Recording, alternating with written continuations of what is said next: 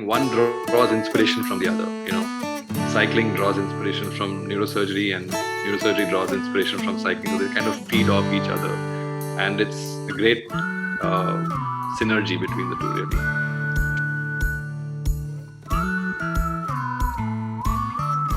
really. Being a working athlete is a huge challenge in itself. You have your family, first of all, that you have to pay attention to and give them adequate time and attention as far as possible. You have your profession, and then you have your sport, which is your passion.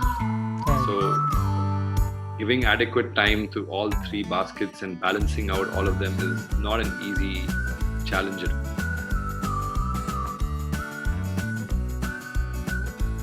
Welcome to the Working Athlete podcast. You are my first guest. I'm really honored to have you here.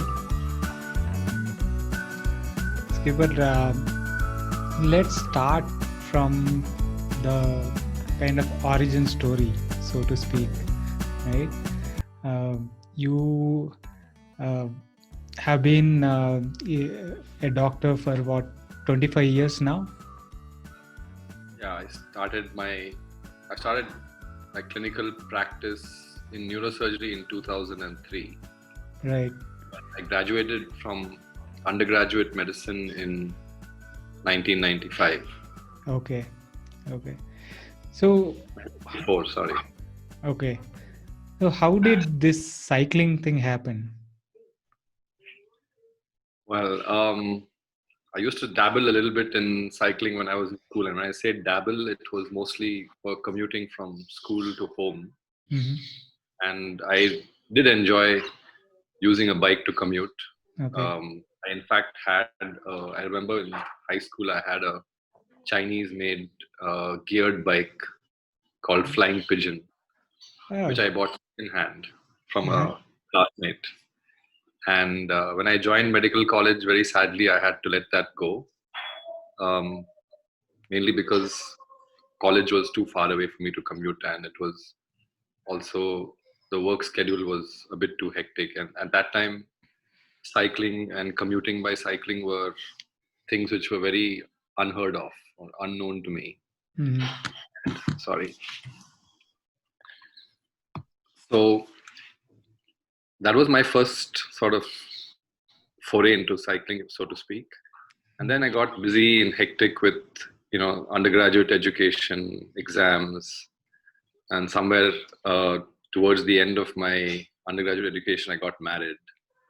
Mm-hmm. And then post-graduation, had kids. And by the time I knew it, it was 2003. I was in the middle, 2002, I was actually in the middle of my neurosurgery final exams, which is probably one of the set of exams I've ever given.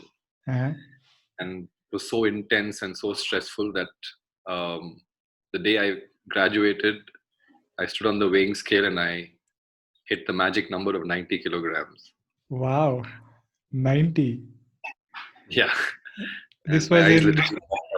This was in 2002 August. Okay.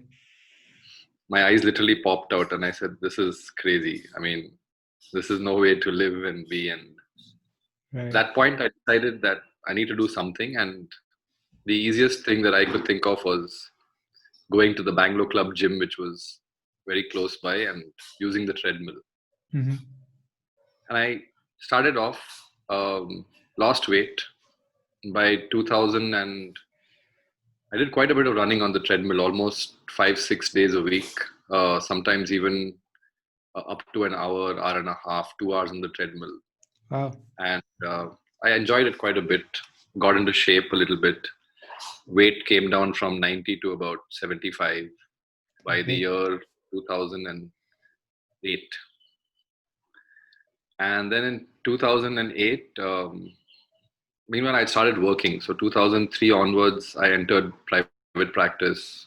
Was working initially in Horsemat, then in Narayana, and then I broke off and started working at my mom's hospital. Sitabati Hospital. That's right. So 2008 December, we were on a family holiday, and we had a layover at the Suvarnabhumi airport in Bangkok, and I happened to pick up this magazine called Runner's World, All and right. in that it's about these amazing athletes who were doing ultra marathons and full marathons. And since it was December, and I usually make a New Year resolution list, which I try to keep up with. I added the Oroville half marathon in February to my list. So that is February 2009. Yeah. So Okay. December 2008 is when I made that list, and I got the running training plan to train for a half marathon from the Runners World website. Okay. So came back to Bangalore after the holiday in Jan and hit Cubbon Park. And unfortunately, my knees gave way by early, by I think mid or yeah, late Jan. And then Okay. I was forced to get off. Um, forced to stop running because my MRI showed some injuries to my meniscus. And that's when I was chatting with our mutual good friend, Dr. Deepak Rao. All right. Yeah. So he told me that he recently bought a nice bike, and he put me on to bums on the saddle and wheel sports. So I remember going to those days. Bots used to work only on the weekends from their terrace in Jayanagar. That's correct. Wheel sports was open throughout the week. So I did try to go to bots, but somehow the timing didn't work out. And I finally ended up in wheel sports on the 14th of Feb, which is Valentine's Day, as we all know. All right. And in about 20 minutes, I walked out with a Merida mountain bike. Okay. New love. Yeah. Right. So when I test rode that bike very near wheel sports, at that time it was in JP Nagar, it Mm. felt amazing. It was buttery smooth compared to all the other bikes I had ridden up until then. The shifting was amazing. It felt it felt like graduating from a auto rickshaw to a BMW. Okay. So it was much better than your flying pigeon. Oh yeah. Okay. It was, Right. So that's how you got into cycling through yeah, because you got injured while trying to run your first half marathon, probably due to ramping up too soon. You think? probably. Maybe Yeah. it must have been that. Yeah. Okay. And a knee injury got you to look towards cycling uh, through a friend's recommendation, Deepak Raw's. Excellent, excellent. So how were those initial years in cycling? So I was Deepak Rao was the mentor at that time, Right. and things like what kind of cycling gear to get, what jersey, bib shorts, gloves, Right. lights, and Garmin and everything. He was the one who was my go-to man for all that. Yeah. And I think there were four of us. There was Deepak Rao, Murthy, who's our teammate, Yeah. and another guy called Karthik. We used to all ride together on the weekdays and weekends. Okay. So we used to meet at the now infamous Carlton Towers, which had the TGI Friday restaurant, Uh-huh. and that was a meeting point 5:45 a.m. every morning. Okay. And then we would go down the old airport road, outer ring road. Sometimes we would go all the way to Vartur, go to Sarjapur, and most days I would be home by 7:30 or 7:45 in the morning, and then go to work. And that became an addiction because those rides were amazing. Bangalore was a truly different city in those days, Yeah. and the weight came down massively, Hmm. and my knees didn't hurt, so it was all great. Excellent. So you were riding on the outer ring road, Yeah, so the Marathalli outer ring road. the Martali outer ring road. Yeah, I think we can't imagine doing that now, right? With the absolutely. You with have the to kind of. stop at some point when they started constructing all those flyovers. Mhm. Okay, awesome. So you had these friends. and that got you into the regular habit of cycling. How many days per week were you cycling at that time? Probably about 4 to 5 days a week. Okay. And so around this time, you also got into triathlon, right? So before all that happened, I somehow at some point I got introduced to Siva and Arun Katiyar, Uh-huh. and then I think sometime in April of 2009, um, Deepak said we're going to do a 100-kilometer ride. Okay. And in the meantime, Deepak had got a road bike, and so he was obviously way faster than the rest of us, and Okay. that didn't go down very well with me. So I went back to Wheel Sports and I said, I need to get a road bike. And I think it was early April. And Venki said, "Oh, there's a nice new Merida 905 just came in with Ultigra group set, full Okay. Ultigra and all that." So I said, "Okay, how much does it cost?" So he said it cost 76,000. My eyes like fell out of my sockets. Um, I said, "Okay, I'll think about it." But Venki said, "No, no, just take it and go and ride and see whether you like it. And if you like it, then you can pay me for it." Yeah, Venki So being Venki. yeah. So I took that bike, and then on the 10th of April, we all met again at TGI Fridays, and then we went down to Whitefield where we met with Shiva and Arun and all these his team of people, and then we rode through Shiva's road all the way to Nandi turn off and back, Oh, which then became my first 100-kilometer ride. wow. So the first ride on the new bike was a 100-kilometer ride. Yeah, Wow. Quite a debate. yeah. Could have turned out really bad, but the bike was comfortable and I enjoyed it. Yeah, And I and was able to keep them. you have been riding on your MTB regularly on Yeah, at that time. yeah. Okay.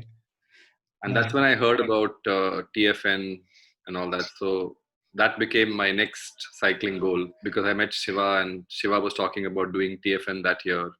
And Arun also was involved very intimately with TFN that year.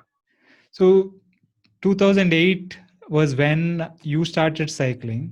2000, 2008 2008 was when TFN also started, and you I started got in 2009, but yeah, TFN started in 2008. so you started cycling in 2009. Y- Yeah, Okay, and immediately by April you got introduced to TFN, correct. and that became your new goal. Okay, That's right. tell me how did that training for that go? So it was long rides on the road bike and basically with Deepak and Murthy and all these guys. And met Arun, and then then I got introduced to Ravi Ranjan one day, and Oh, we were riding on Outer Ring Road. So Deepak decided that we're very poor at riding in pace lines. So he said, "I know Ravi, and I'm going to call him because he's an experienced cyclist, and he's going to show us how to ride in a pace line on the Outer Ring Road." yeah. So Ravi was conducting a class for us, how to ride one behind the other, how to signal to the rider behind you that your turn is done and you're going back, and which way to pull off, and how to Aw- feather your brakes and all that stuff, right? Awesome. So on the way back from that ride, Ravi was chatting with me, and he was saying, we're having an issue with finding a medical partner for TFN and for this year. And Ravi being the one of the founders of TFN, That's right? right. Yes. So I said, Ravi, I happen to be associated with the hospital. Maybe I can help. So he said, "Yeah, you think you can?" I said, "Yeah, we don't have an ambulance, but I'm sure we can source one and we can get one and we can do what needs to be done. I can even speak to the physiotherapy center that's associated with us to help out with the physio." So I said, "Let me talk about it and get back to you." And then I went back to work and I talked to Dr. Dhananjay, who heads Spectrum Physio, and I spoke to other people in the hospital and said, "Guys, can we do this?" And I said, "Sure, let's try." And that's how the association with So then there was no backing out of TFN, right? Because sort of sealed my fate on that ride. Right. Um, and then I started, yeah, riding with Ravi and a whole bunch of other guys and doing longer rides. And then we did the Bhimeshwari ride with which Yogesh Rao organized. We did Anchetti. We did all these long rides. Murthy was also there on most of them. Mhm. Yeah, so that training happened, and we gradually got better and better at doing the long distances, understanding, your interaction, man to machine, and nutrition, hydration, etc. Okay.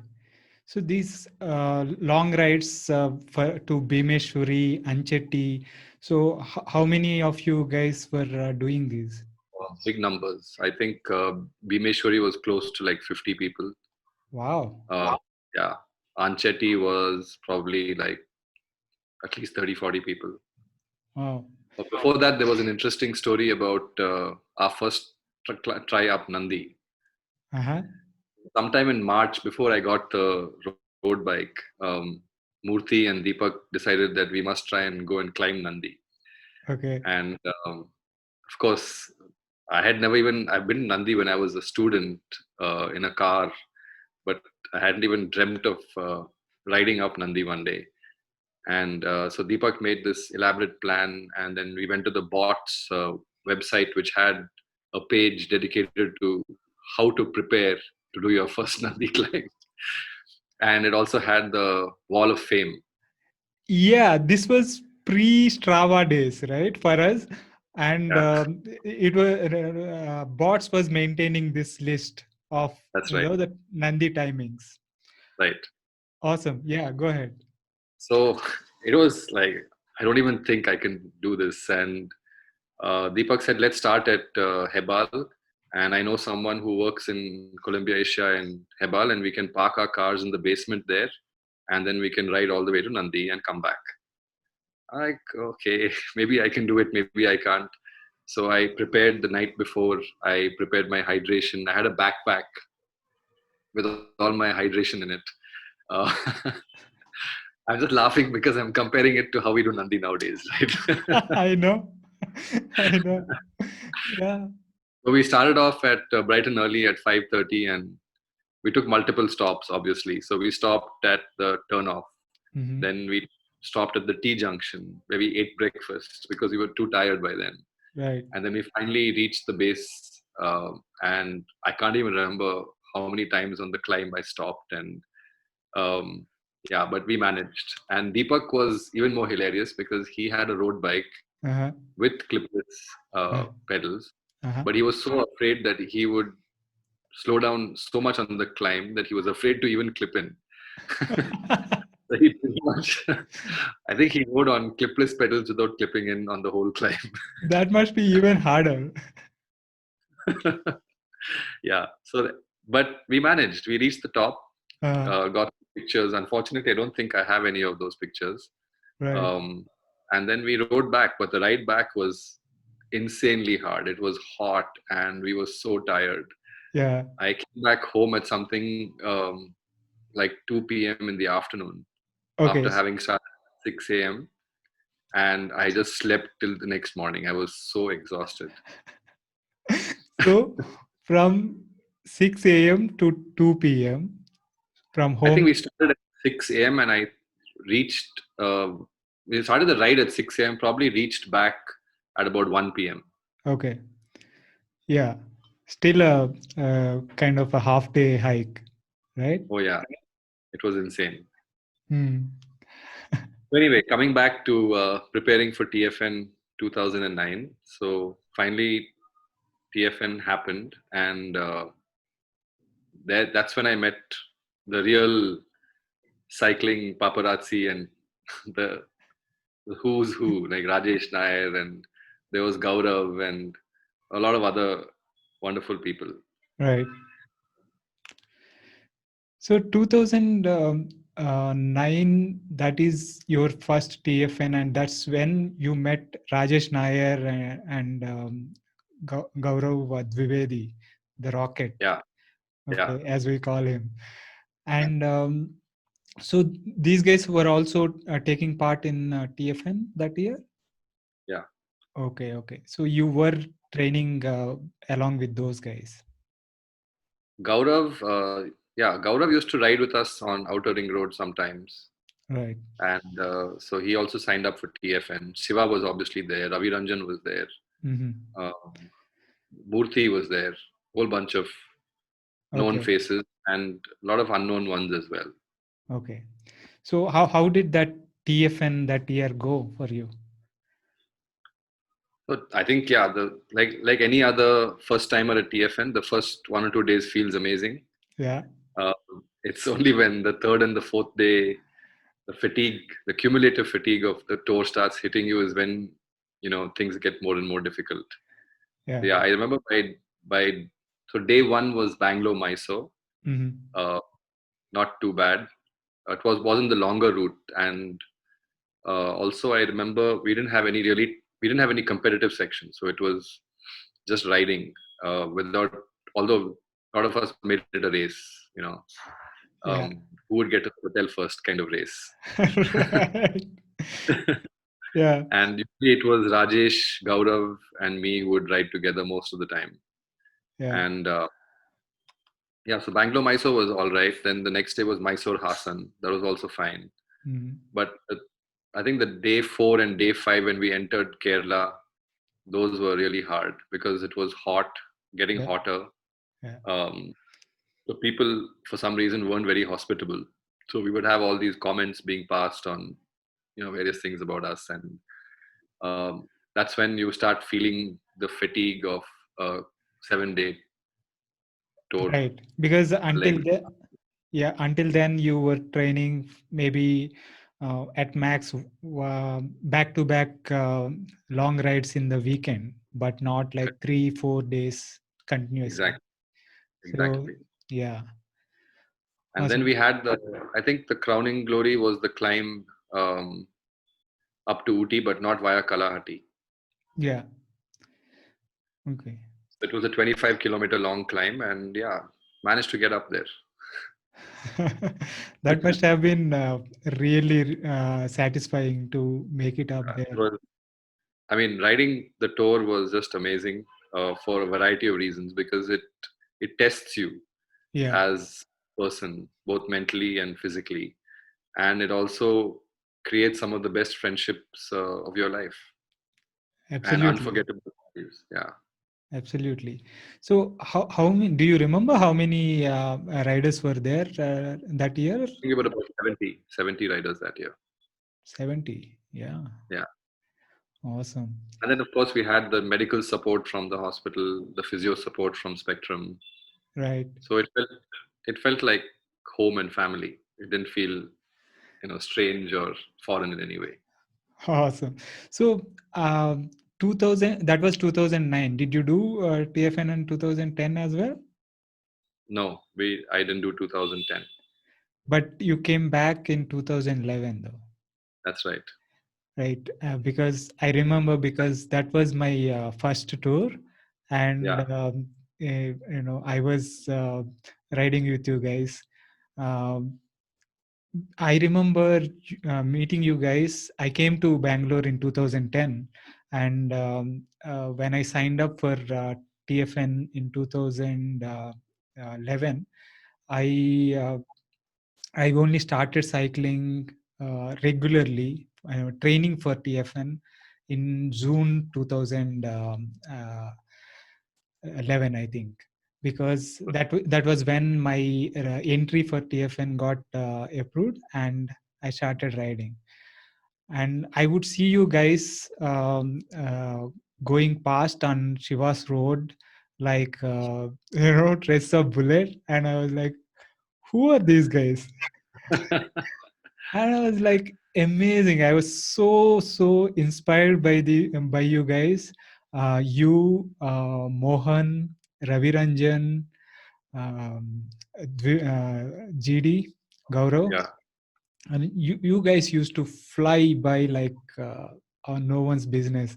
And I was like, I was just getting into, I think I was barely managing 25 kmph or something like that. but I Right. was that it was around that time I started being more than a weekend warrior, because I was shit scared that I was going to have it in TFN. And I was so scared of the whole thing that I started riding 5-6 days a week. And slowly, I think by the time TFN came around, like by around November, I was able to hang on to you guys, like, at was at the back of it. And more than credit because you were riding a fixie. yeah, yeah, Let's that not was forget.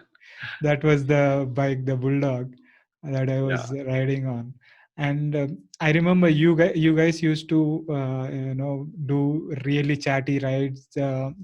On your chatty rides was where I was able to hang on, huffing and puffing yeah. around August and stuff. And that kind of got better as we got closer to TFN. And I remember joining you guys for Nandi when Rajesh was here. And oh, what an experience! And We had a photo shoot. We had a photo shoot that year, I think, on Nandi before yeah, pre-TN. Yeah. yeah. I mean, Rajesh predicted that I would get a PB on Nandi. I didn't believe him, but I think I did.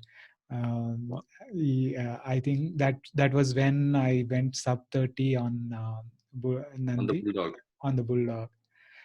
Yeah, I think that there are not many cyclists who've climbed Nandi on a fixie, right? You must be one of the only ones. no, no, quite. I mean, yeah, I think some people have managed, I think, but at that time, maybe it was me, and I don't know. But it was quite an experience. Yeah, remembering.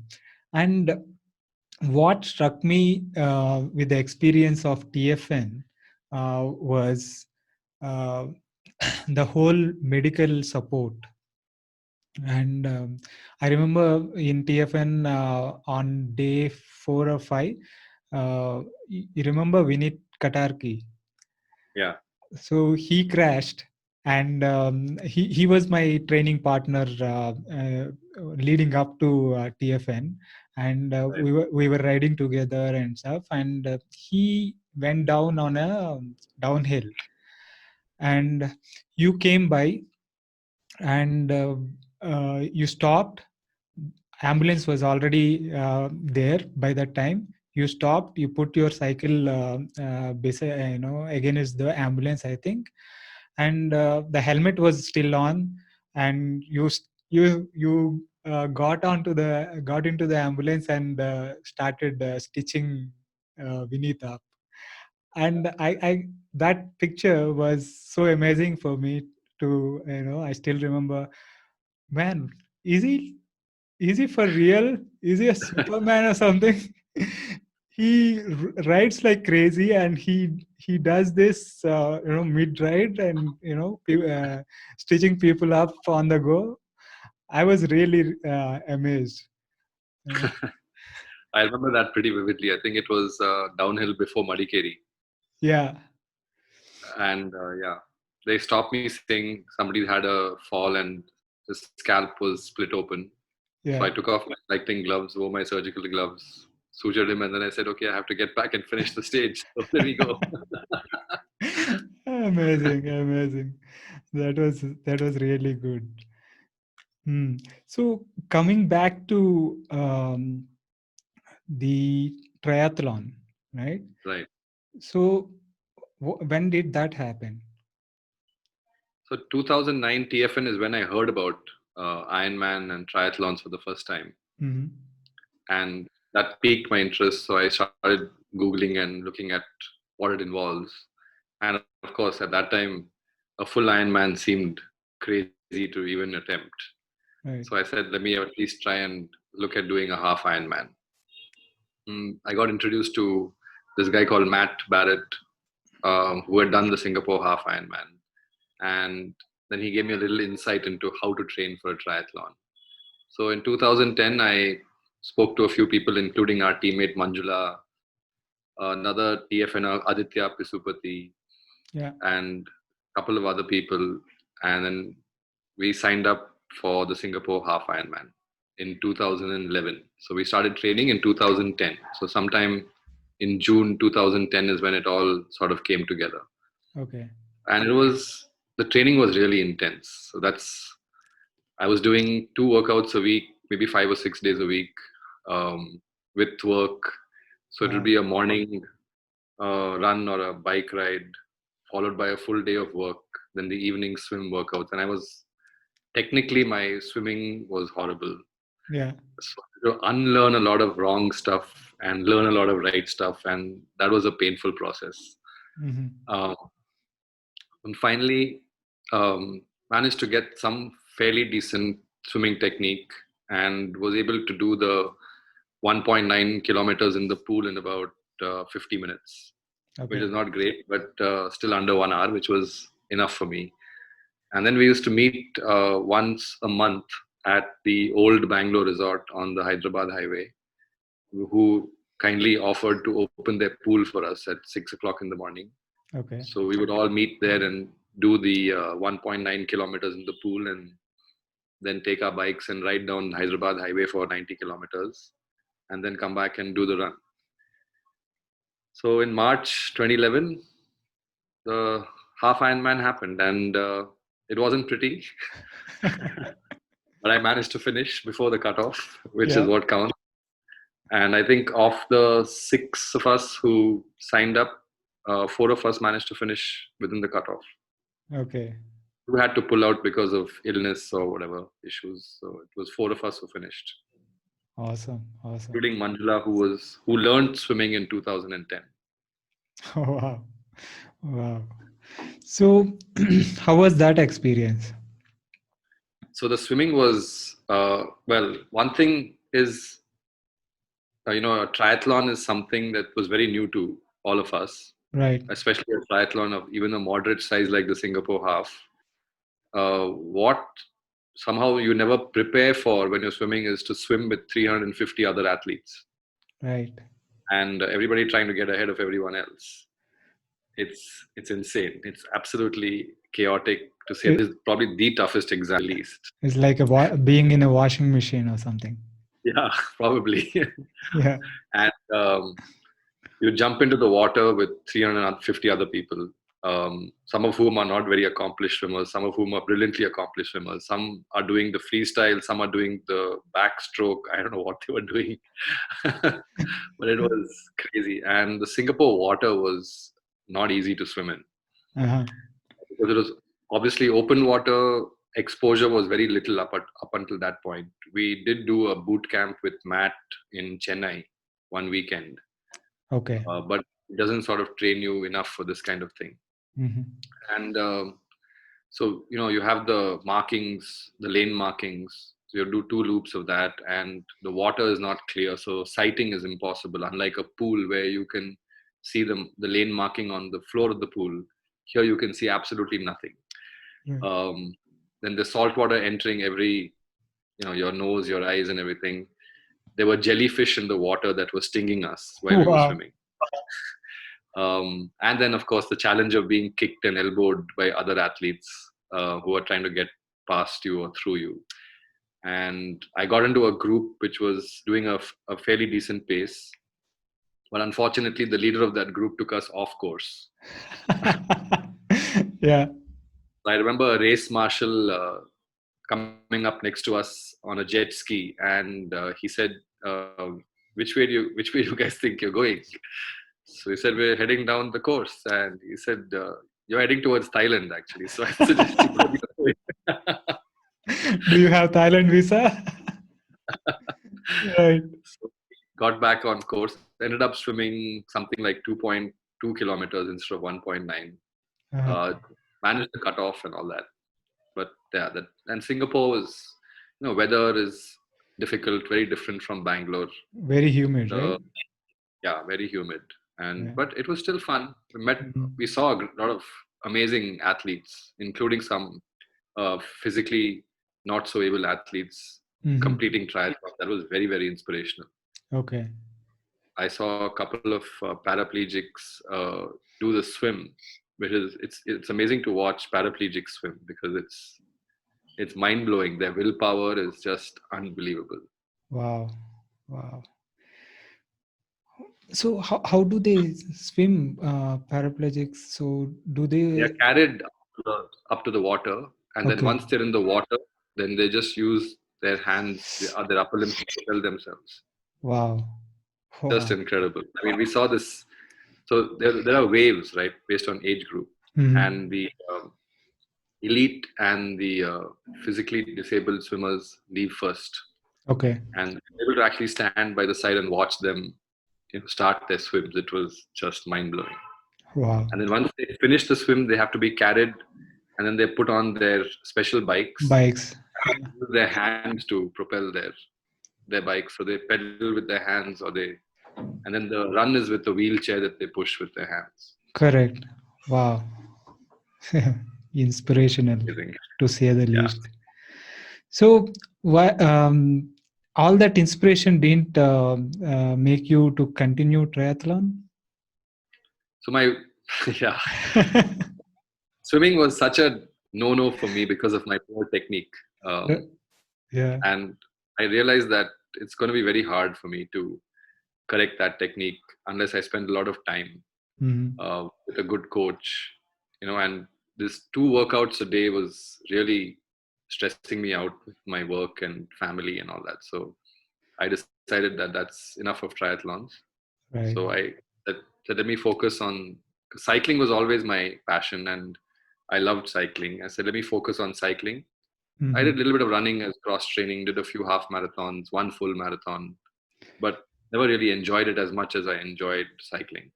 Yeah. And during this training for the half Ironman, the running did not, the injury did not come back. No, it didn't, fortunately. I think by the time I had lost some more weight, and maybe because of my cycling, the muscles around my knee joint were a little stronger, and I guess I understood the right ways of, how to land while you're running, footwear, pronation, supination, etc. So I think Little I kind of wiser. figured out all that stuff in the meantime. Yeah. So I was pretty injury free without any issues. Awesome. So that's great. So that was done, and you said maybe triathlon is too much for of a time constraint and too many That's things right. to do. So you stuck to cycling, right? And a little bit of running. And little bit of running as a cross training. Okay. So now let's talk about spectrum racing. When did that Right. happen? I think that the idea began in 2009 TFN. Okay. We were all sitting in the hotel lobby. I think it was was it Sultan Bateri? I think, yeah. Mm-hmm. The Isaac's Regency, the famous TFN hotel. And I think Rajesh, Murthy, Gaurav, we were all just sitting, Ravi Ranjan, we were all sitting and chatting. And we said, let's start a team. And Mm. that's when the idea of spectrum racing came around. Okay. So I think we were the first, and Siva also was there, yeah. So Okay. all of us were the first few members of Spectrum Racing.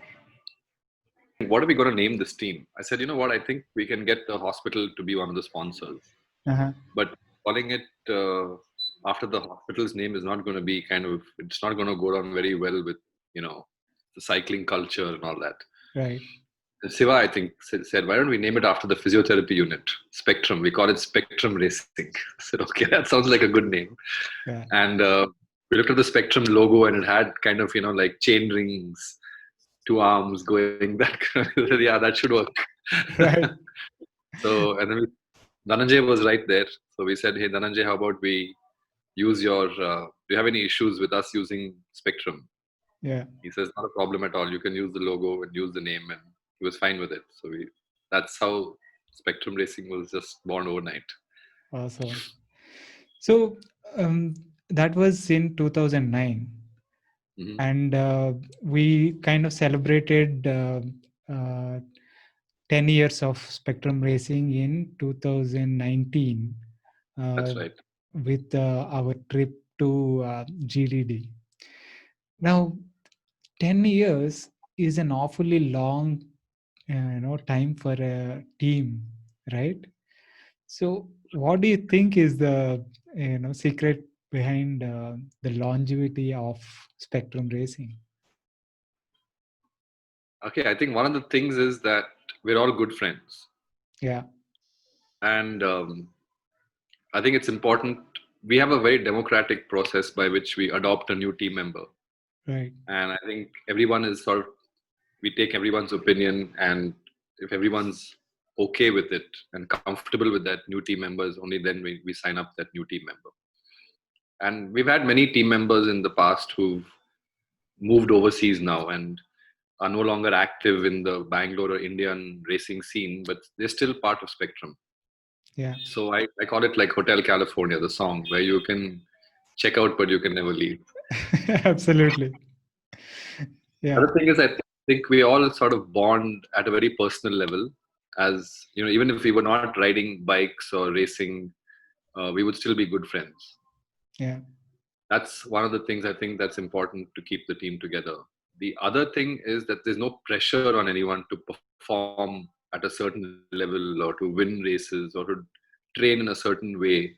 Everyone's pretty much free to do as they wish. Some of us have been racing actively in the past, don't race actively now. Some who haven't been racing actively in the past have started racing. And I think, yeah, after we had additions like you and Hari and Vicky and Vandit and Craig and all, that really has taken the team to a new level. Especially, I have to acknowledge this, even though it's your podcast, that you've been a massive contributor to the team in so many ways with your inputs and your ability to bring people together and your coaching and the development team. So I think all that's kept things very interesting and exciting. And there's no pressure really on anyone to, do a certain amount of volume of training in a certain year or take part in X number of races. People have stuff happening in their lives. People get married, they have kids, they have job issues. You're free to take a break from cycling and then come back when you think it's okay for you to come back. right. So yeah, I mean, thank you for the kind words there. But Spectrum played a huge role in my cycling life as well. The it is like you say, right? You said Hotel California. You can leave but never check out. Is that God, but yeah? Check out but never leave. It's how that I see Spectrum Racing, as a family. Um, we have had riders who are no longer active, as in no longer in India, but have been in touch with us, and we got together like we do with family members whenever they are here, and celebrated their arrival here. And and whoever is not actively racing also tend to contribute in various ways, right. be it being there as a support during races, which is invaluable, right? Absolutely. Knowing that you are being taken care of, you would give 100% on the bike. And that way everyone has contributed immensely to the team, either doing well on the bike or supporting the team off the bike.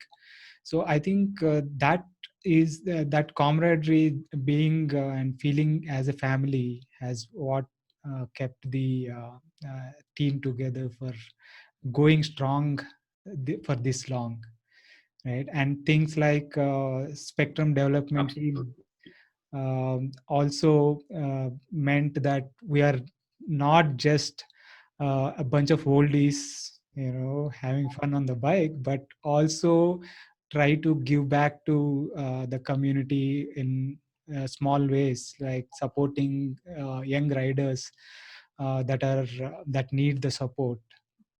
When I proposed Gagan's name for the Spectrum Development Team.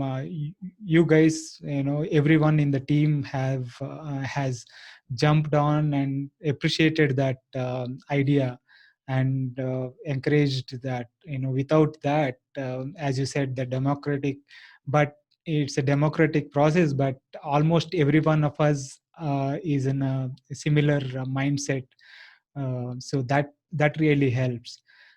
Be it with Gagan and now Mani being part of the development team. Everyone has contributed to that, right?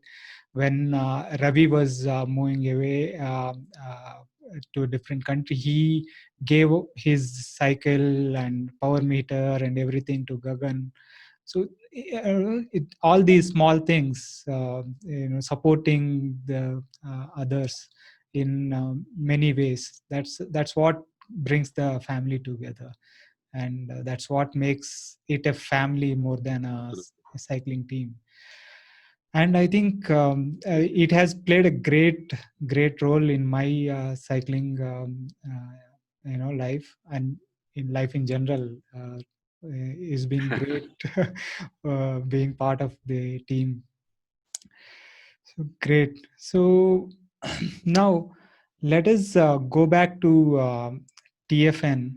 And after 2011, you did not do in 2012-13, right? I didn't take part in 12, 13, 14, Mm-hmm. but I had planned to take part in 15. Yeah. And I think I was probably at the best form of my life in 2015 end. And unfortunately, I had that crash, which That took me out of TFM. that crash in Bangalore amateur racing Yeah, crash, the KBB. Yeah, right, on your birthday. that's right. Oh my God, yes, I remember the famous. Did you switch off my, Strava, please? Amen. Please switch off my Garmin. Yeah, Yes, I remember that one.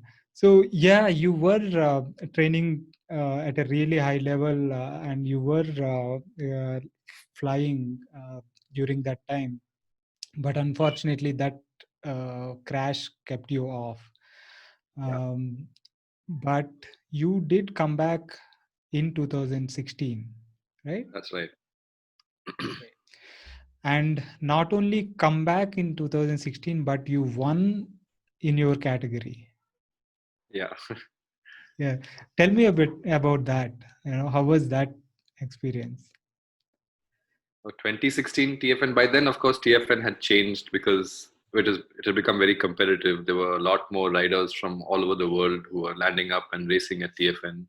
Became much more well known than it had been in the past, and the competitive segments were introduced in 2011, which was the second time I did TFN. Right. Um, so training went pretty well for the 2016 TFN. I would say I was in fairly good shape, but then I was up against Richard from Goa, who was excellent flatlander, and the first few days were all flat competitive sections, Yeah. and yeah, I was way behind him on the, I think about 1.5 to 2 minutes behind him on the last day, and um, the last competitive section, which was all the way up to Valparai. It was an amazing tour. I mean, I managed to get up Kalahati before him, so I got the red and white jersey for King of Kalahati in my category. That was nice. Yeah. Ooty was beautiful as always. We did a fantastic rest day ride, so called recovery ride, which where we ended up doing more elevation than we had on, I think, the first 3 or 4 days. Wow. So I was thankfully I was not part of that rest day, right? So what happened there? No, a bunch of us just said, it's Ooty. We can't like sleep in the hotel. Let's go out and do a nice little loop around the hotel. And that loop turned out to be like 1,000-meter elevation. Oh wow. On a rest day. Yeah. I remember you were the architect behind that route, and I mean, a lot of people were really cursing you once they got back. So I had done that loop during one of Srinath Rajam's boot camps, I think, and it Okay, was a lovely loop. I really didn't want to miss it for anything because I had no idea when I would come back to Ooty and be able to do that loop again.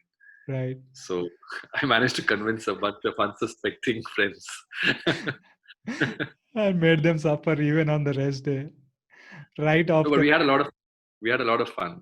Anand Kapoor was there, and Gaurav Dugal and Anubhav and all. It was great fun. We had lots of fun. KKR Awesome. was there. Yeah, yeah. And then I So, remember the Valparai segment was the last competitive segment, and I had a horrible night in the hotel the previous night. so till let's pause for a minute. So till that time, Richard was leading the general classification in your In my category of 45 plus, That's right. and by almost a couple of minutes. That's right. Although you won the King of Kalahati in that category, because that was a different segment That altogether. doesn't count towards It the is CS. not. It is not part of the general classification. All right. Correct. So, and now the last day was the Valparai climb, and that was Right. the last chance to do well in the GC. Yeah. Okay, go ahead. So we were in Palakkad, I think, in a hotel, and we were three of us in the room, and we used to take turns sleeping on the floor bed, and it happened to be my turn that night. So I was on the floor, and there were bed bugs in that mattress, and I couldn't sleep at all that night. It was Oh my horrible. God. I was just sitting the whole night. I was tossing and turning, and I woke up with totally in insufficient sleep. And I said, "This is it. I'm going to lose any chance of getting back some time with Richard." But fortunately, I had you, who was in the same group as me, and you made me sit behind your wheel and not do any work in the front. And as I started riding, things weren't looking so bad. So I thought, I could actually, if I conserve some energy, by the time I get to the start of the CS, maybe I can climb pretty well. And then I think we planned that I would go first and then you would follow me. And I think Richard was behind you. And I just said, I'm not going to let Venki catch me no matter what happens today because you were flying that TFN yourself. You were in great form and you Yeah. were leading your category. And I just started, and it was just the kind of climb that suited me perfectly. It was a steady 5-6% all the way, lovely scenery, hairpin bends, good amount of mix of sun and shade. I just loved it. It was my first time on that climb. I was just going, The and I didn't see you guys, and I crossed the finish line, and I knew that this was enough. because you gave it everything, Yeah, and and I crossed a lot of people on the climb. I think there was Akhil, um, Vinesh Chawla. Um, I think Milam was also there. So when I crossed all of them, I knew that I was doing reasonably well, yeah, enough to get past all of them. And I couldn't see you at all. I kept looking back at the hairpins that I had just crossed to look if you were catching up with me, and I couldn't see you at all. I couldn't see you as well, and I was really really happy that I couldn't catch you because I wasn't doing too bad. I was doing okay, and by that time, I had a sizable lead in the category, so I didn't.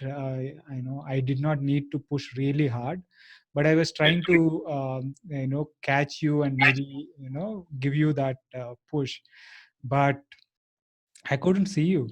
And Richard was behind me. He was seeing me constantly, and he was thinking, "Oh, so not too bad." I was keeping Venki in the sight, In and my yeah. And by the time we got there, and when you told me the time you put on, and I was like, I was so elated.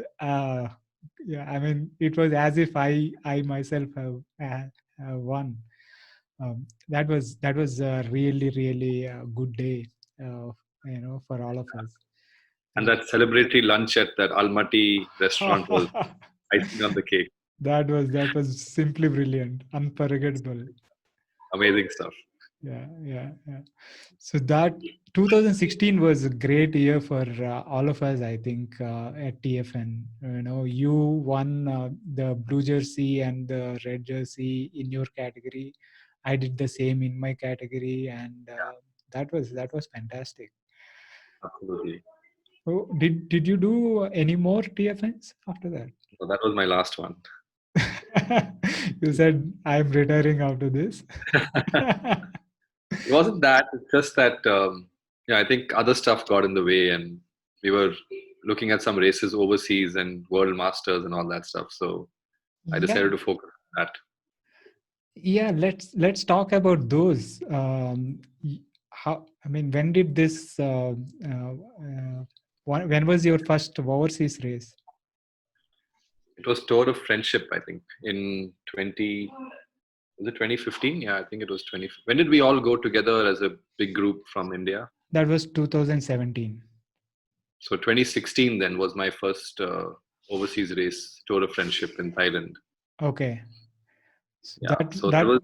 was supposed to be, I think, a group of 5 or 6 people, Mhm. but everyone eventually pulled out, and it was just Rajesh Nair, Vivek, my brother, and I Okay.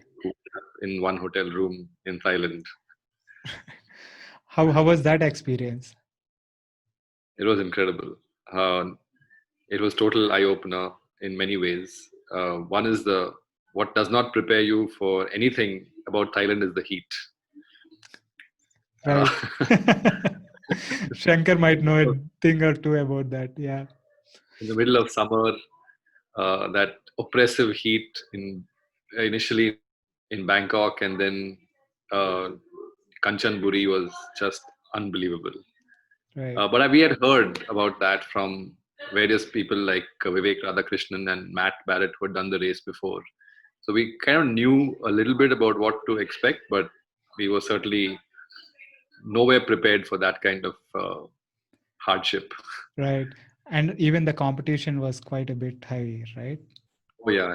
There was a different level altogether. We were barely making it. At least I wasn't anywhere in the top 50% in that race.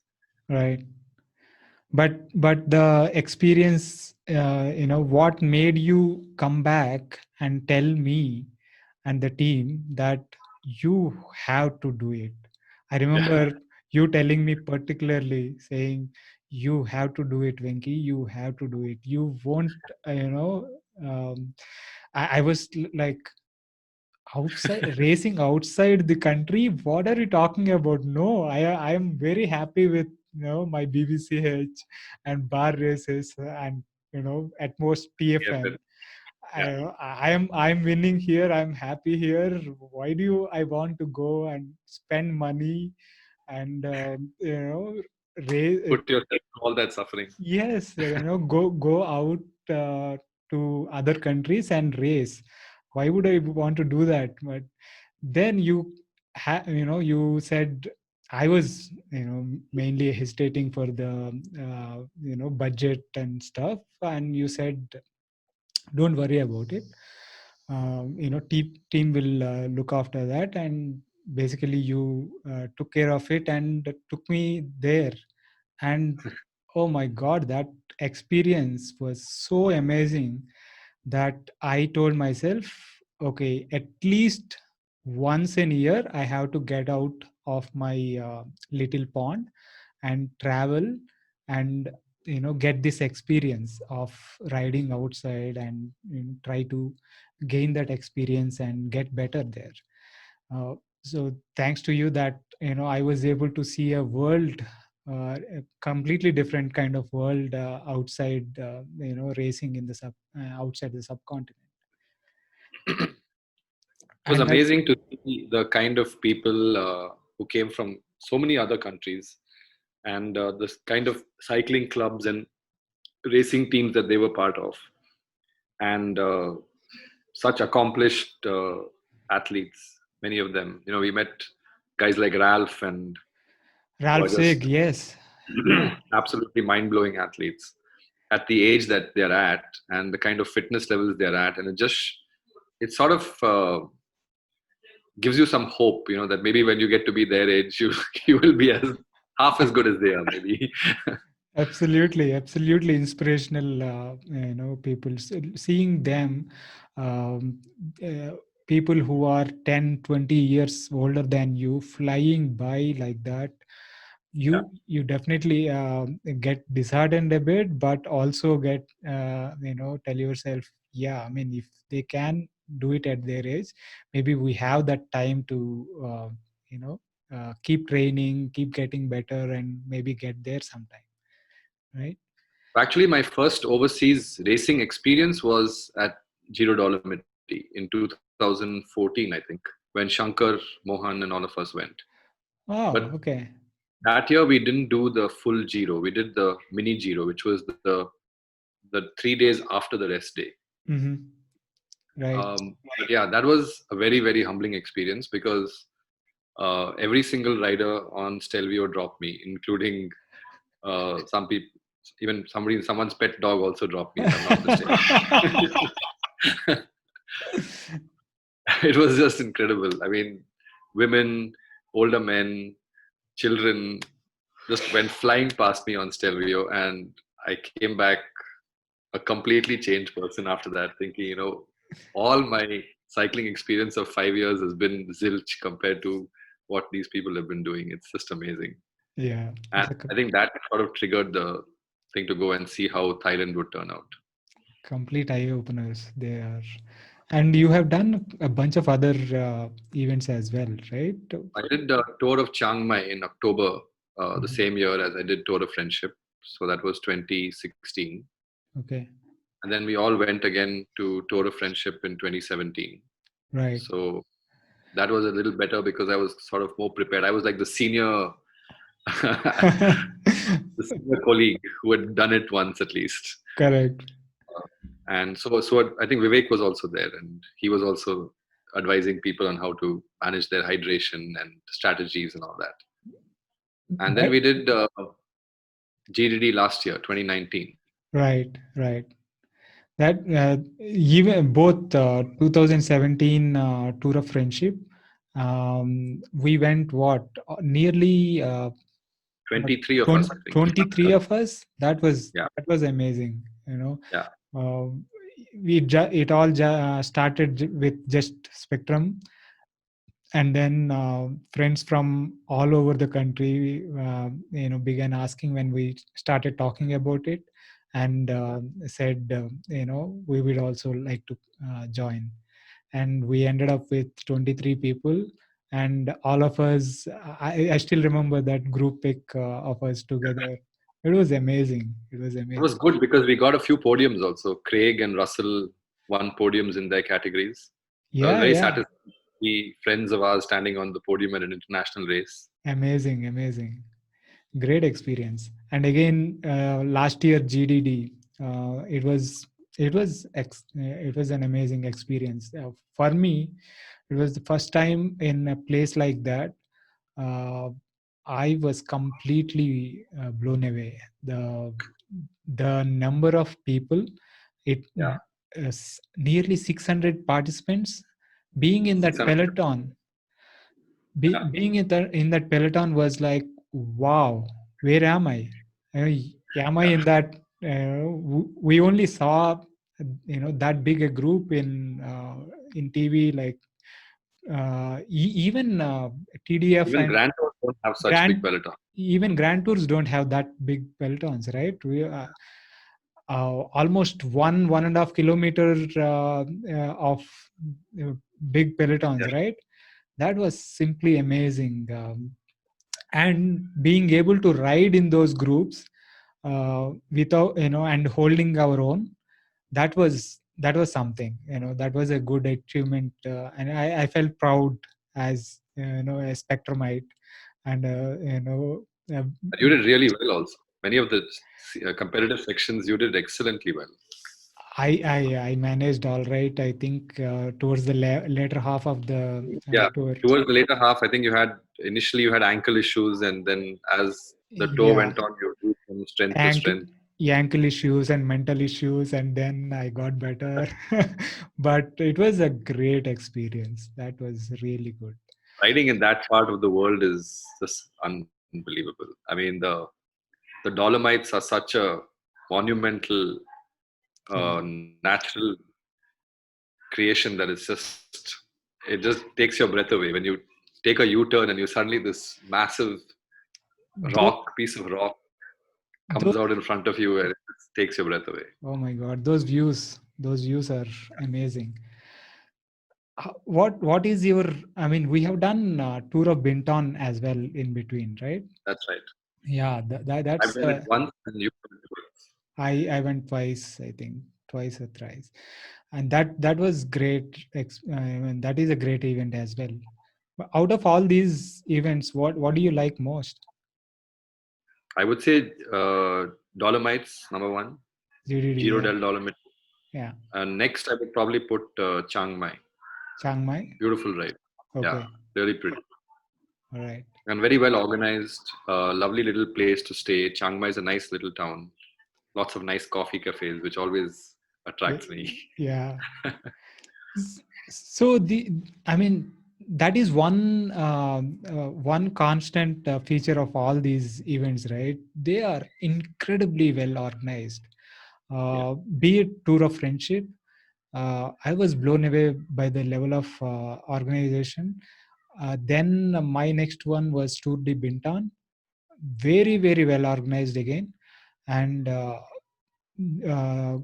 GDD Dolomites. Oh my God, yeah. that is another level of Different level organization, altogether.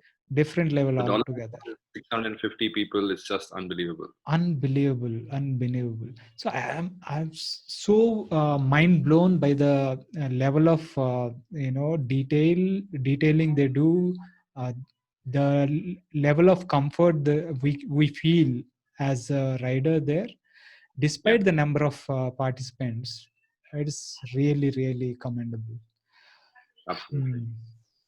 But I so you rate GDD and then Chiang Mai, and then what is there on the list? What's next on the list? Yeah, Or what's of what next on the list of your favorites among those you have yeah, done?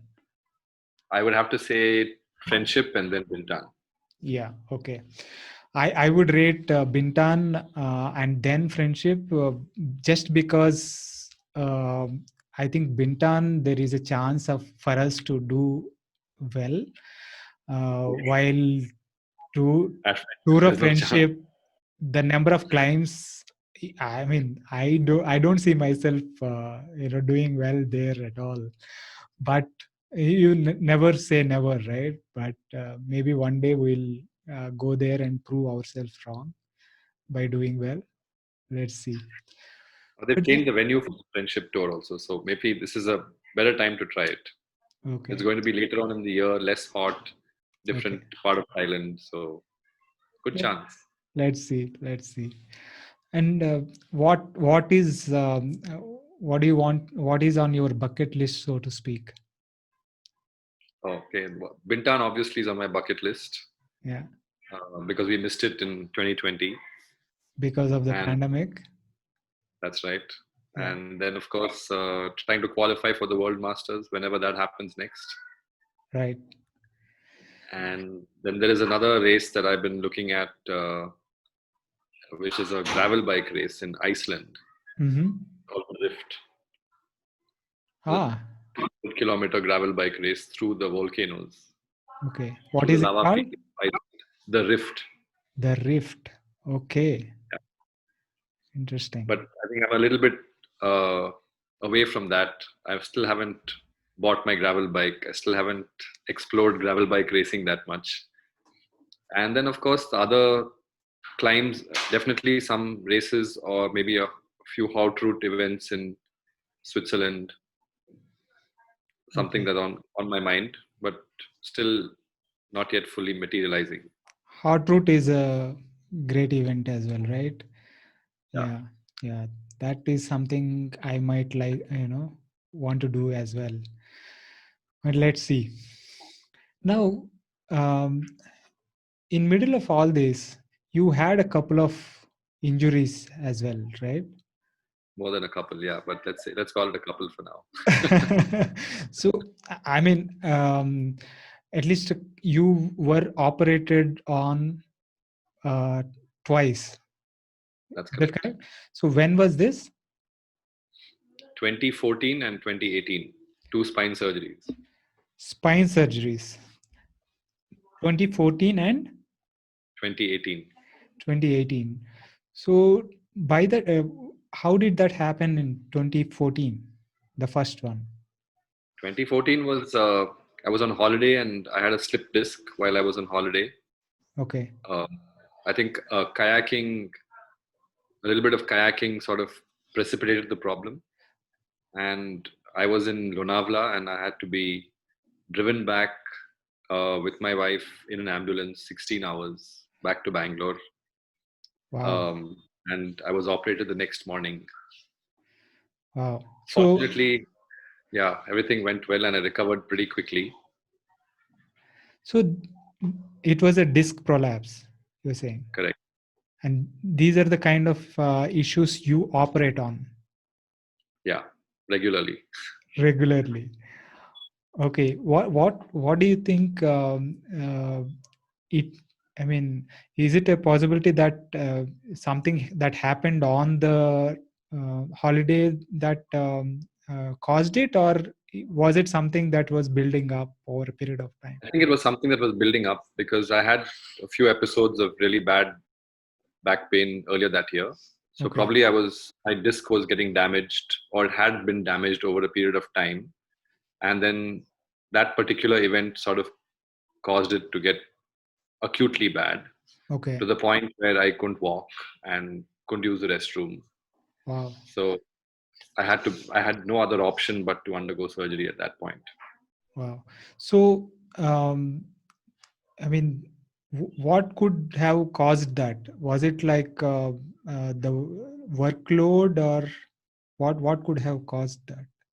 So I think it's a combination of two or three factors. One is being a surgeon, standing for long hours, bending over a patient. It does put stress on your spine.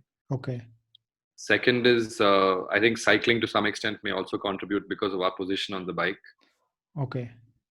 And third is, I think, just inadequate knowledge about good core and core strengthening, correct posture. All these factors, I think, are major contributors to why I had that.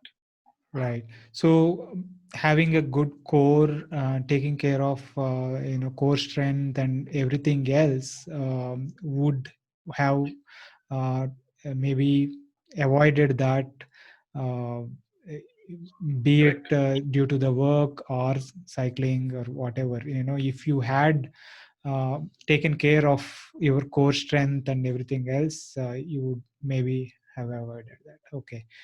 And how was it coming back from you by that time you were riding well, you were you participated in maybe even a GDD by that time, I think, right? And uh, from that to being not being able to go to bathroom as well, right? How did you take it? Well, I recovered, surprisingly, I recovered pretty well from the surgery. Okay. I was back to work in time and managed to get back on the bike in, I think, less than a month. Of course, baby steps to begin with. Right. And I think I did my first race in April 2015 that year, Wow. following So year, following year, the surgery was in December 2014. December 2014, and April 2015 you were back racing. Yeah, I That is think it was interesting. the race which ended. Was it on Hyderabad Highway? Yeah, I think it was on Hyderabad Highway where Ronnie and Inot were in the breakaway. Right. And Right. then we were all trying to chase them. And I think we ended and we had the podium at Decathlon on Hyderabad Highway. Yeah. Yeah. That Awesome. race. Awesome. Awesome. So, but Do you think your training as a spine surgeon and everything helped you get back quickly Oh yeah, during that time? definitely. I Okay. mean, one is having a good knowledge of the anatomy of the spine, and what you can do and what you can't do and what can hurt you, and all that really helped Hmm. for me to understand what I was going through. Second is having great physio support from Spectrum and team. Right. uh, Physio and team was invaluable in helping me get back on my feet.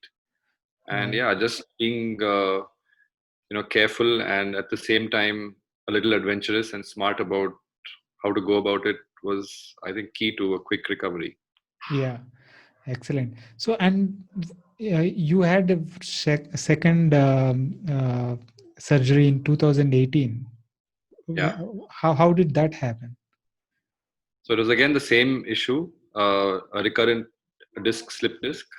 I Okay. think that probably got precipitated by my safari in Africa, because it was, the roads, the jeep, the long hours and thing. So maybe that's the reason why. Hmm. But this time it was a little more serious, and I had to have titanium screws inserted into my spine Ah, to stabilize that part of the spine. wow. Titanium, huh? You did Yeah. not go. You did not go for carbon. Unfortunately, not many carbon options in that field. Right. So it was when was this in July 2018? 2018. July 2018. And Yeah. when were you able to get back to riding? So I remember when I was in hospital, and my wife asked my spine surgeon, who happens to be a good friend. He said he asked him, when can he get back to cycling, because that's going to be the big question that he's going to ask. So we need to know when we can let him go back on his bike. And he said, oh, he can go back tomorrow if he wants. Was he serious? No, he was dead serious actually. Wow. But then it was, yeah, it was a kind of a semi jocular statement. And he said, yeah, 2 3 weeks rest is probably enough and you can get back. So then, having an indoor trainer and a good setup at home helps. So you can, I just tested myself 30 minutes, 45 minutes, 1 hour, and then gradually built up from there. I Okay. think, yeah, about it was the recovery wasn't as easy as the previous time. There was Mm-hmm. a lot of muscle tightness in the hips and in the spine, and so I really had to do a lot of stretching and physio, and to sort of help me get back to even close to what I was before all this started. But Okay. yeah, it happened eventually. Wow. So, how was it to kind of you know time and again, you at least twice now, that and numerous times, including a couple of crashes, and that crash in where you had a pelvic fracture, right? And you had 2015, yeah. 2015. So all these injuries and surgeries, you were able to get back in 4 weeks, 5 weeks, like that. But you would have lost a lot of form during that time. And how was it? How was the experience of getting back into something of a form where you are not loathing yourself and cursing yourself for being so bad at it again? Yeah, that's always a difficult thing to do. If you have a long break for whatever reason, whether it's Right. injury or other reasons, it's always difficult to get the courage to get back on your bike and then realize that you've lost so much of fitness in this Yeah. short period of time, because it's so easy to lose fitness quickly, but Correct. so difficult to get it back. And yeah, it's humbling, but at the same time, you have to sort of, I mean, having done it a few times, it's a lot easier. What were the few things that you learned in the process, like maybe that others can benefit from?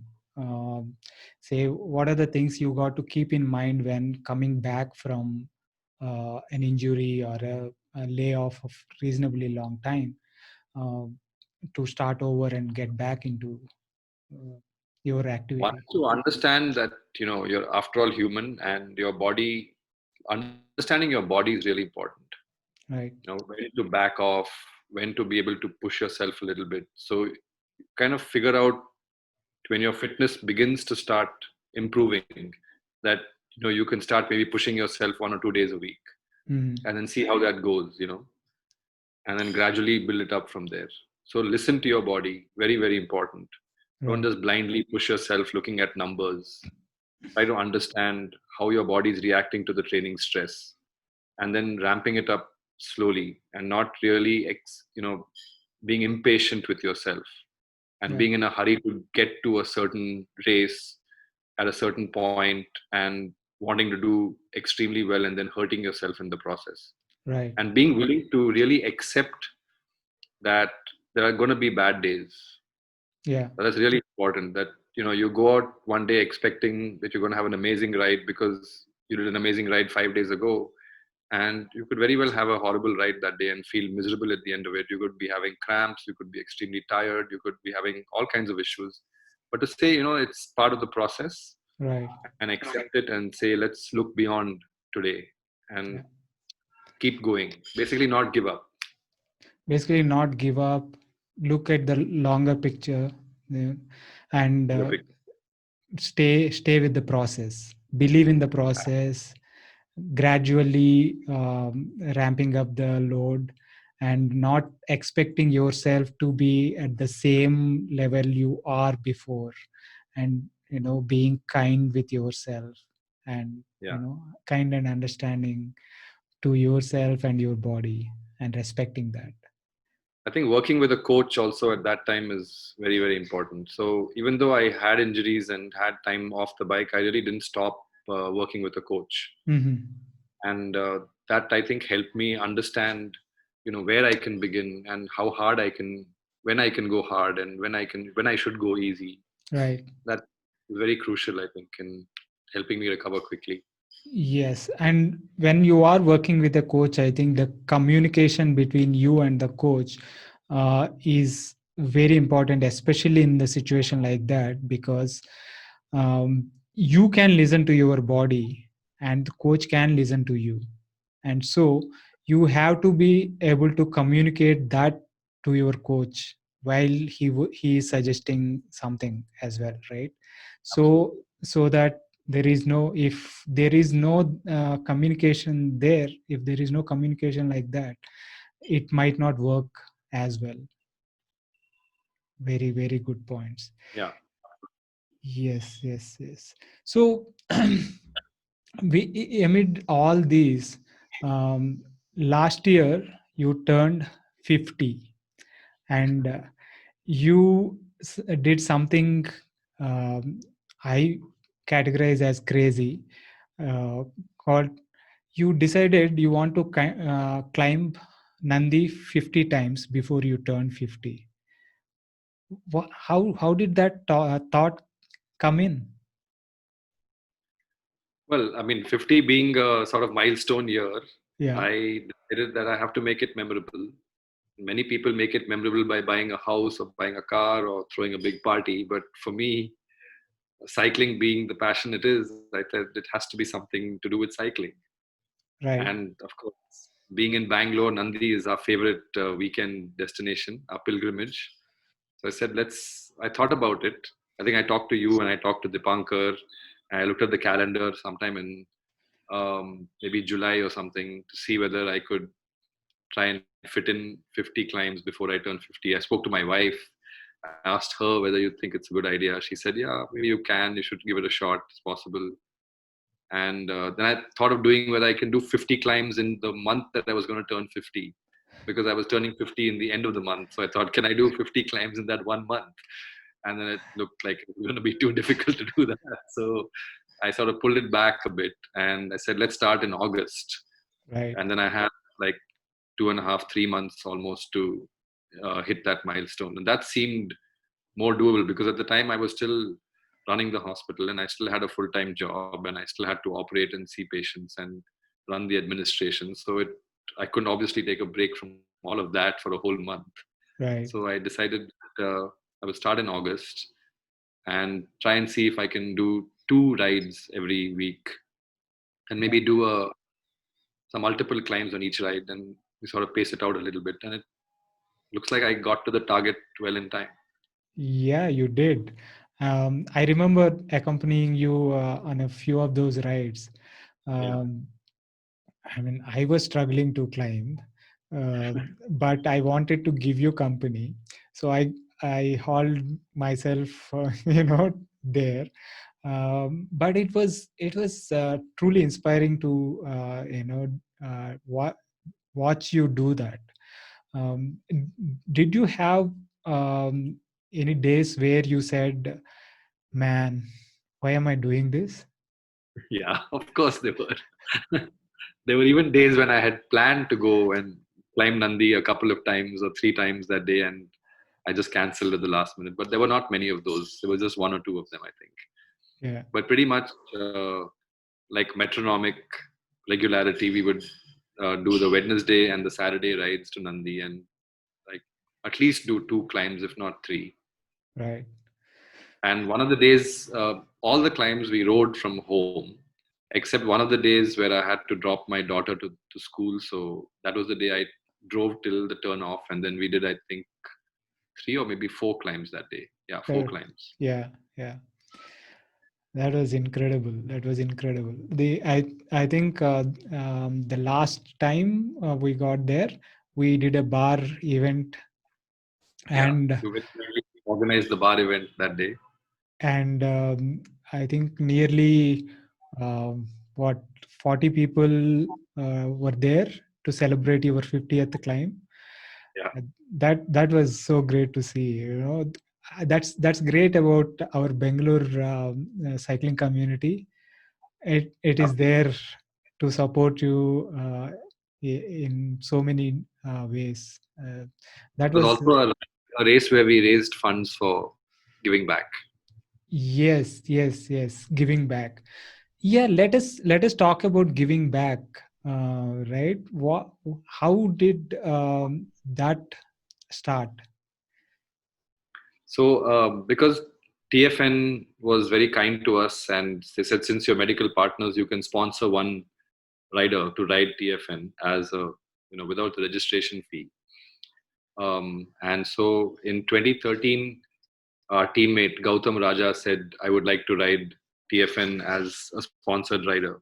Hmm. And then we came up with this, of course, as being a sponsored rider, but also riding for charity.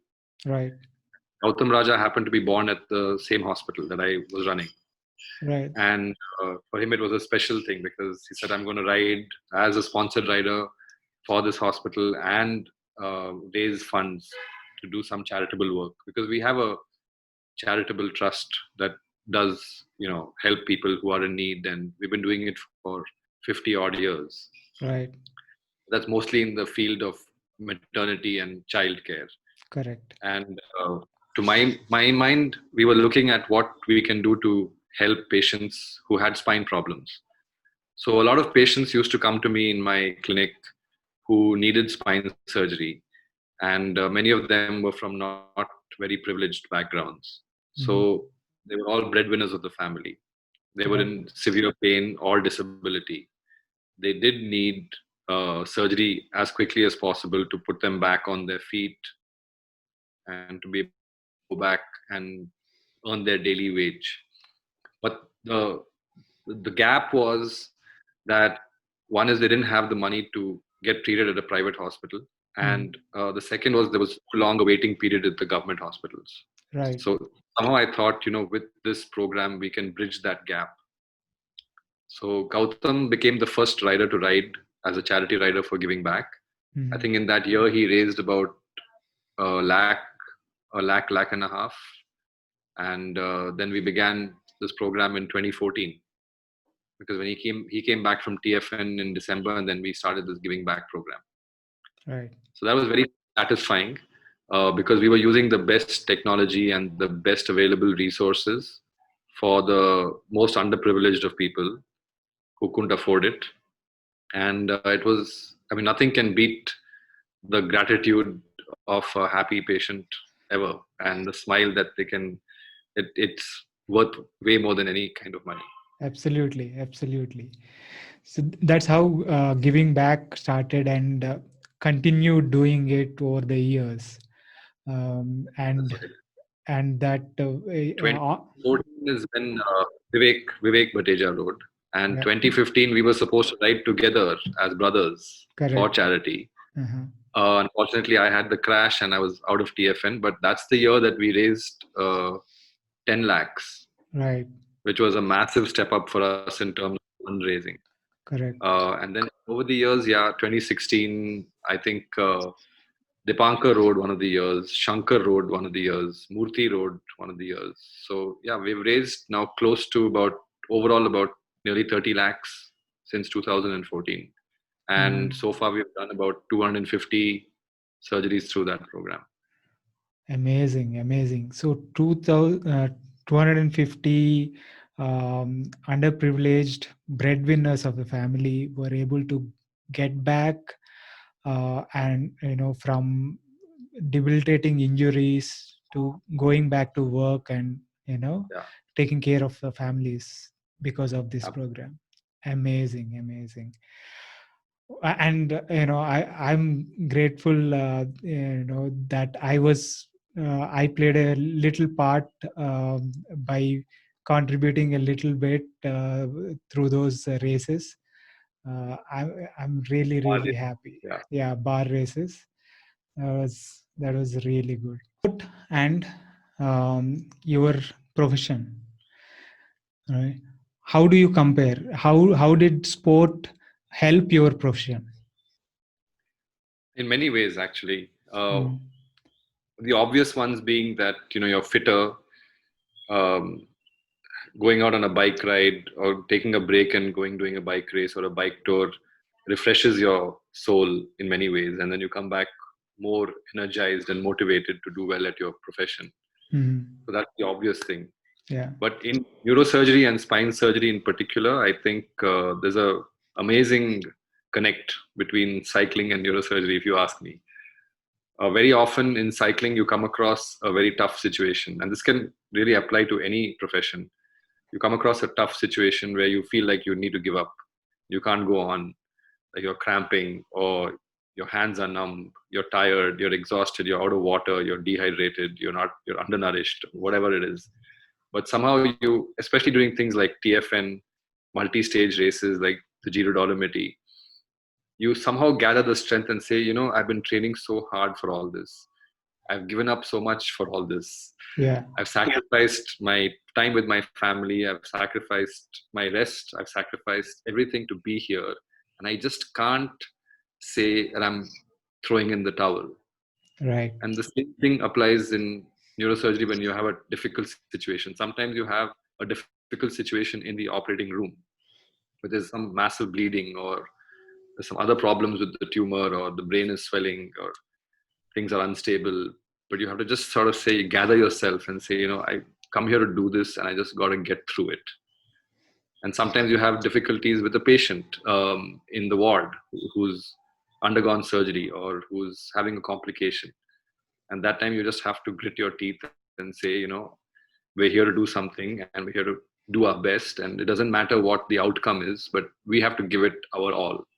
And I Right. think there's a huge connect there. And I think one draws inspiration from the other.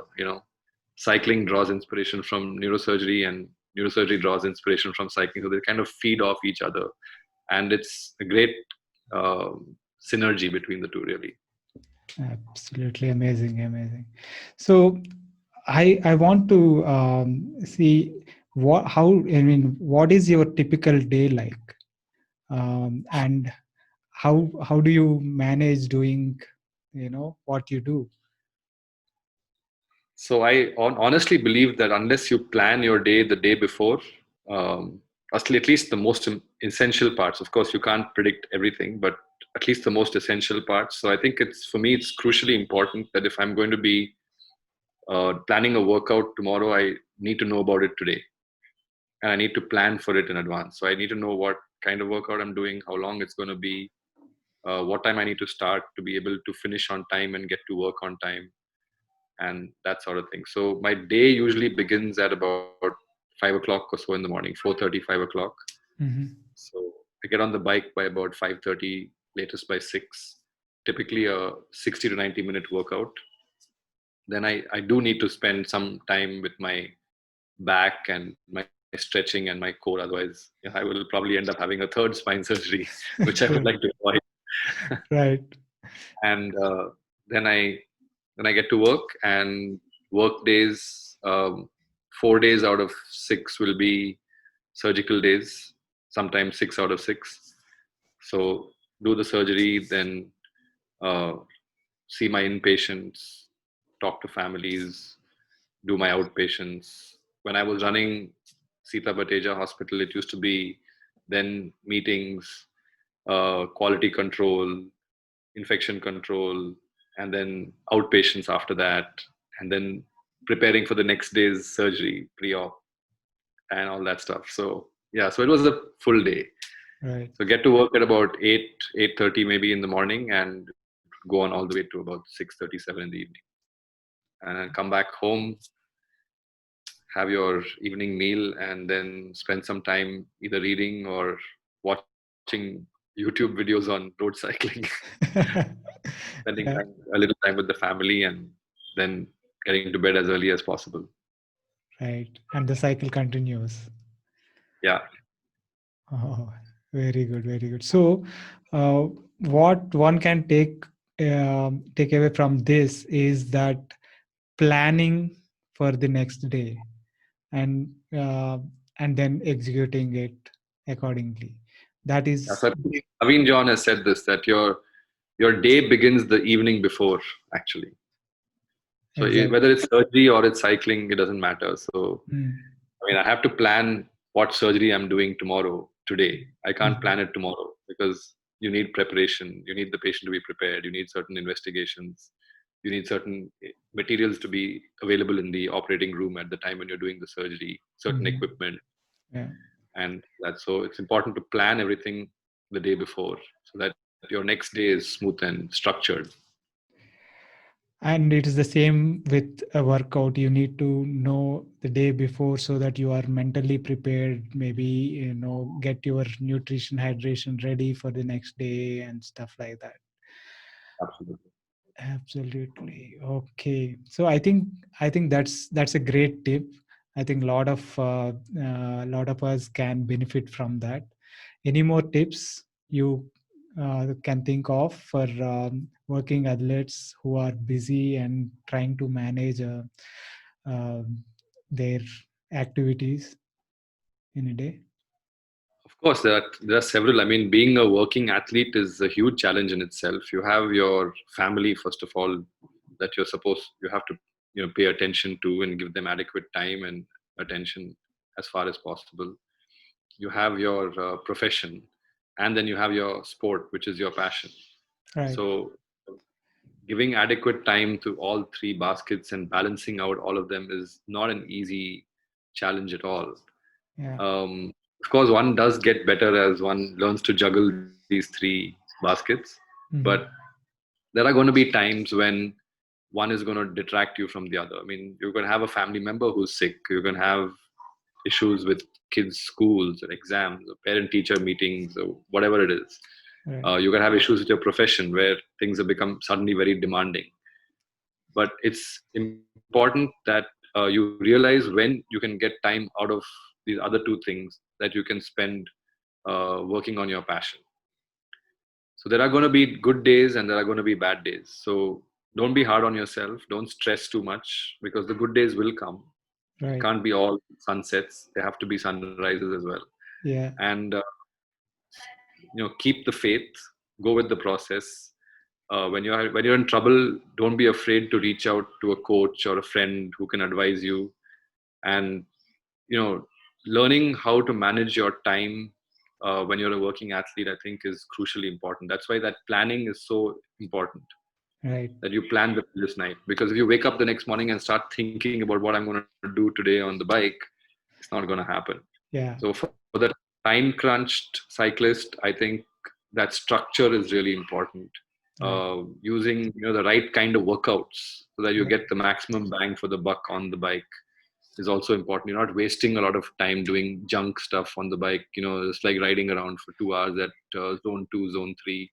Right. Instead, you have and also fixing, kind of prioritizing your goals for the year, like Right. what races are important to you, and then working up towards those races with the right kind of structure and workouts. I think these are all very important tips, and I think there's no rocket science behind all this. It's pretty straightforward, but yeah, these are the tried and tested methods that one needs to use. Absolutely. So all great tips. Being not too hard on yourself, and planning ahead, having some goals that you can work towards. It can be events like BBCH races, or races across the country, or some event like TFN or something that you can you have enough time that you can plan for and work towards. That will kind of center you to keep going and stay motivated. Absolutely. Great tips, Skipper. It's been great talking to you on this, the first episode of the Working Athlete podcast. It's been an amazing couple of hours. Thank you so much. Thanks, Venki. And I think it's a great initiative. I think this working athlete podcast, especially in these COVID times when people are working from home, I think is all the more relevant. And I'm sure you'll do a great job as always. Your writing skills and your storytelling skills are legendary already in the cycling world, and I'm sure this will just be another addition, another feather in your cap. Thank you Thank so you. much for having me on the show. Thank you. Thank you.